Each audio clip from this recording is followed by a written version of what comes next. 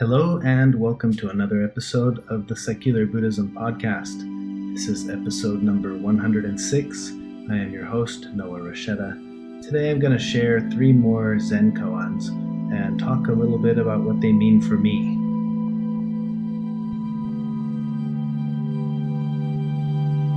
Keep in mind you don't need to use what you learn from Buddhism to be a Buddhist. You can use this to learn to be a better whatever you already are.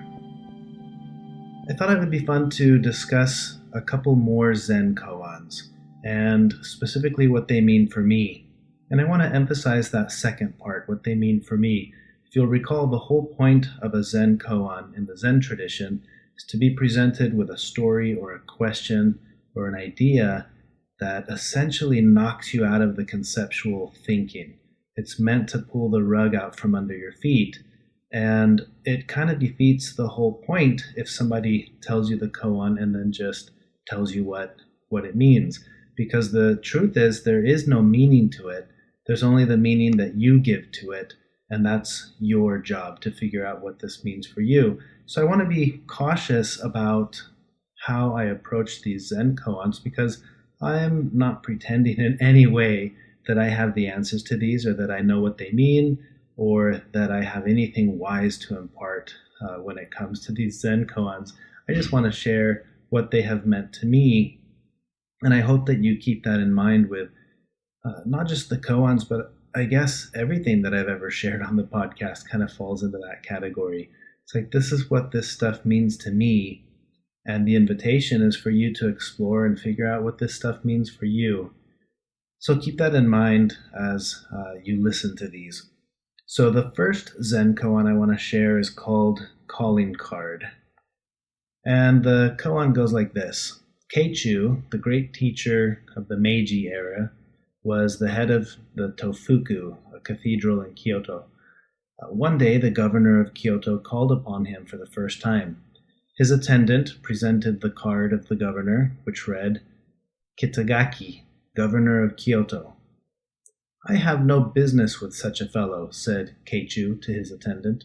Tell him to get out of here. The attendant carried the card back with apologies. That was my error, said the governor, and with a pencil he scratched out the words, Governor of Kyoto. Ask your teacher again. Oh, is that Kitagaki? Exclaimed the teacher when he saw the card. I want to see that fellow. Now, I like this one because it's fun to imagine myself in the place of both the teacher and the governor of Kyoto. So in this story, you have someone who's essentially presenting himself to go visit with a teacher, and the teacher doesn't receive him because the calling card, when he comes in and presents himself, mentions his name, governor of Kyoto. I like this because, we go through life putting so much emphasis on the titles that we have. And I think often we fuse ourselves with our titles. And what this koan means to me, you have the Zen master here who sees right through that and says, I'm not interested in talking to the governor of Kyoto. I'm not interested in your title. And then when he presents himself again after having removed the title, he's like, oh, yeah, that guy, I want to see him. And I think, how often do we feel like that Zen master, talking to someone that we know, an acquaintance, a family member, and often they're talking to us or presenting themselves through the labels, the labels that are very important to them. And it doesn't have to be a big one like governor of some province or state. It's little titles, but it's still labels. The labels that we use and we present ourselves with those labels affect the way that people interact with us, essentially because we're not allowing ourselves to just be us.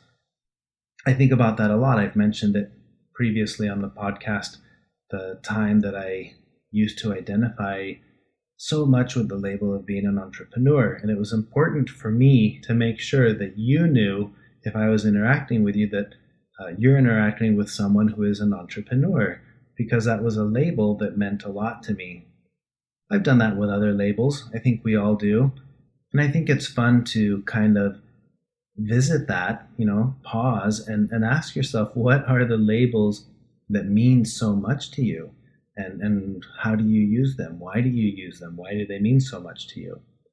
And this is not an invitation to rid ourselves of our labels.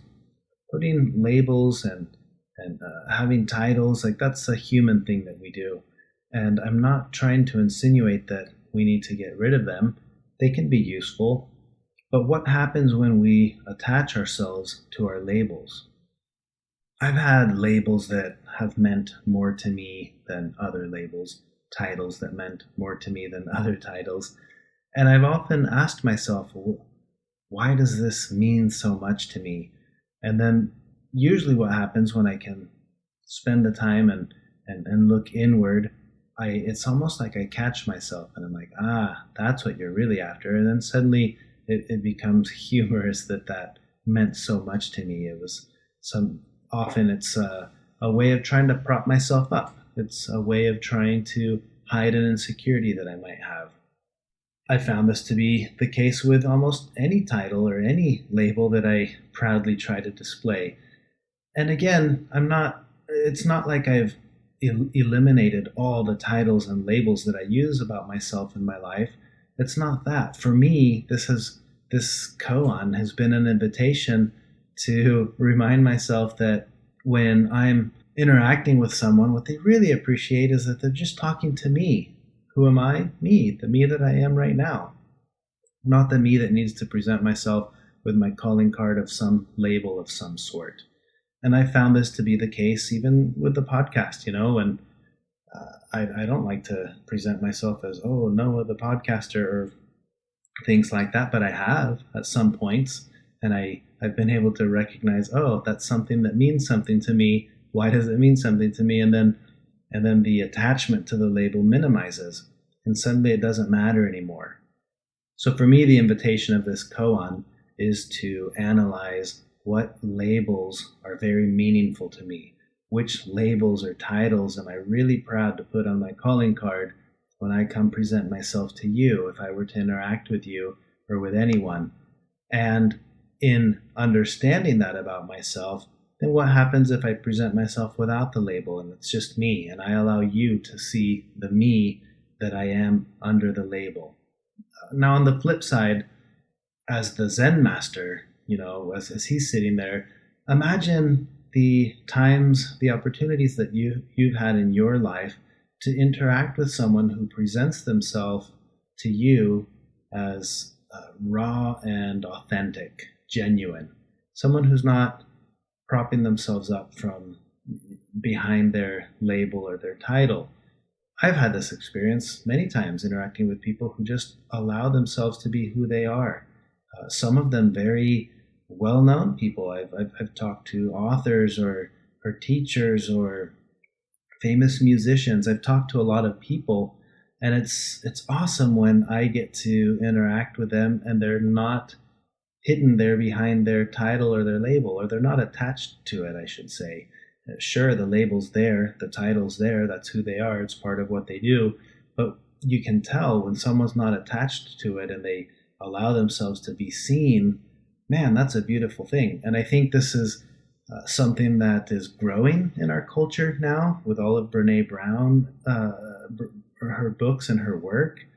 The whole concept of vulnerability and showing up and allowing yourself to be seen, that to me is the embodiment of this specific koan, the calling card, as a reminder for myself to look at how I allow myself to be presented to others when I'm interacting with others.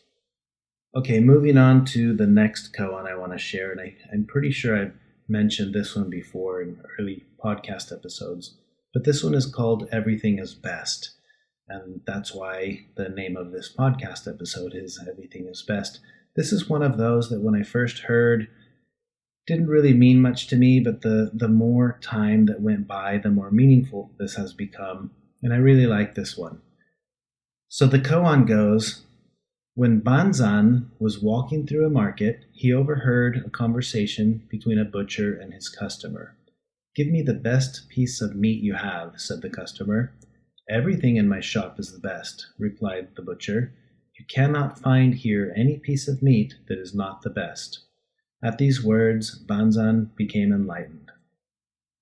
Now I like this one because I feel like in our society, it's very common to get caught up in this idea of best, ranking things, wanting to have the best that we can. I want my car to be nicer than all the other cars, and my house to be better than any other house, and my job title, going back to the titles, to be more important than any other titles.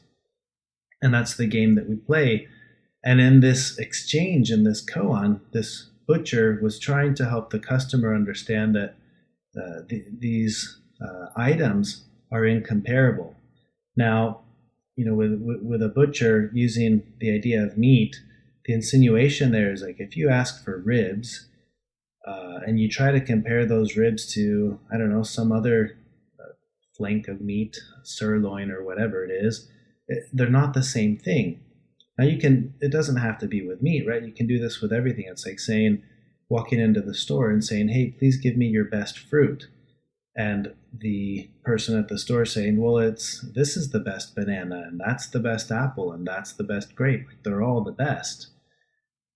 The idea for me with this koan, as it's developed for me over time, was the realization that I, like many others, have the tendency to rank things in good, better, and best. This moment compared to that moment, this memory compared to that memory. And the koan is an invitation to see the uniqueness of each thing. And the moment you can see the uniqueness of a moment, suddenly the moments don't compare anymore, right? There's not a good moment and a better moment, because the concept of good and bad in that sense is totally irrelevant. There's this moment, and this moment doesn't compare to that moment because that moment arrives and this moment is gone, and they're both entirely unique. They've never happened before. They'll never happen again that same way, because it's taken every event in the past to make this present moment exactly what it is. And when we can start to see life through that lens, suddenly everything becomes unique. And the beauty of the moment is the uniqueness of the moment, not the pleasantness or unpleasantness. And that was a really radical shift for me. I was ranking phases of my life, this really unpleasant phase, dealing with a bankruptcy or dealing with marital problems or dealing with whatever it was, ranking that phase to another phase when things were good and I didn't have this problem or things like that. And when you're playing that game, according to this koan, my understanding of it at least, is that we're not seeing things the way they really are. When we can see the uniqueness of each moment, the pleasantness or unpleasantness of that moment suddenly takes a different meaning. And that was, again, one of those really strong radical shifts for me in my life, was to suddenly appreciate the unpleasant and the painful and the downright miserable moments and experiences that I've had in my life, because I can see them for the uniqueness that they are. And to be able to see it that way has been powerful, to be able to think, well, man, I would never want to go through that again, but part of me is glad that I know what that's like, because if I encounter someone else on this path of life who is going through that, well, I get to know what that's like. I can identify with that person and show a little bit more compassion and a little bit more kindness because I've been through that same thing. And, all of that arose out of this understanding of the uniqueness of the experience, not the goodness or badness or pleasant or unpleasant. It's like, no matter what I thought of that moment, it's a unique moment, and that in and of itself carries some preciousness. So that's a powerful one for you to explore the experiences, the emotions, the thoughts, whatever it is you're going through in life, from that perspective of, wow, this is a unique thing, this is a unique moment, rather than ranking it on the pleasant or unpleasant scale. So everything is best. And that kind of leads into this third koan, and the last one I want to share in this podcast episode, which is a koan called Inch Time Foot Gem. This is one of those that, there are several of these that don't really make a lot of sense to me, but then there might be one or two words in the whole thing that makes sense, and that's enough for me to make sense of it. So I'm going to read this one to you. It says, a lord asked Koan, a Zen teacher, to suggest how he might pass the time. He felt his days very long, attending his office and sitting stiffly to receive the homage of others. Koan wrote 8 Chinese characters and gave them to the man. Not twice this day, inch, time, foot, gem. This day will not come again. Each minute is worth a priceless gem. Again, that's one of those that it's like, I'm not sure I understood any of that except the last 2 sentences. This day will not come again. That's a pretty powerful realization. And each minute is worth a priceless gem. So that koan, the end of that koan speaks to me, piggybacking off of the concept of the other koan of everything is the best. Every moment is the best moment, because the entire concept of a best moment is already flawed thinking. And I like that. Each moment is a gem, a precious and unique gem. Whether that's a pleasant moment, a painful moment, a joyful moment, a blissful moment, a painful moment, they're all the same in that sense, that they're like precious gems because they're unique moments. And again, for me, that is the power of the shift in perspective that a koan like that can do. It causes you to revisit not the event that's unfolding, but the way I'm viewing the event as it unfolds. And it's allowed me to pause and analyze how much of my life am I going through it doing the wrong or the unskillful ranking of saying I want the best piece of meat, right? Like the customer at the butcher store. I want the best experience. I want the best whatever the thing is I'm going through in life. What happens when I revisit that with this new set of lenses that allow me to see the preciousness and uniqueness of the moment, and then suddenly it all changes because I'm not after the best. I'm just trying to appreciate this for what it is because I know it's unique. That I've felt that in my own life as I've tried to practice this on multiple occasions. Being stuck in a line and realizing we're not going to get on that ride because the cutoff was 2 people in front of us or something like that. A moment that could typically be unpleasant because you're thinking this isn't how it's supposed to be turns into one of those moments where it's like, that's interesting. I've never had that happen where I was literally 2 or 3 people away and I didn't get to get on. Interesting. What a unique thing. I've never experienced that before. Suddenly the uniqueness of it became part of the experience, and in a way it's like, well, cool. I'll put that on my list of things that have happened in my life, instead of just being super upset and miserable that I didn't get past that line. And again, with lots of things, when you start thinking of it this way, what you'll see is a shift in the way that you see things. That's how it's worked for me, and that's what I enjoy about these koans. So that's all I have for this podcast episode, but as always, thank you for listening, and thank you really for being a part of this journey with me. If you enjoyed the podcast episode, you can share it with others, write a review, give it a rating in iTunes, and if you would like to make a donation to support the work I'm doing with the podcast, please visit secularbuddhism.com and click the donate button. That's all I have for now, but I look forward to recording another podcast episode soon. Until next time.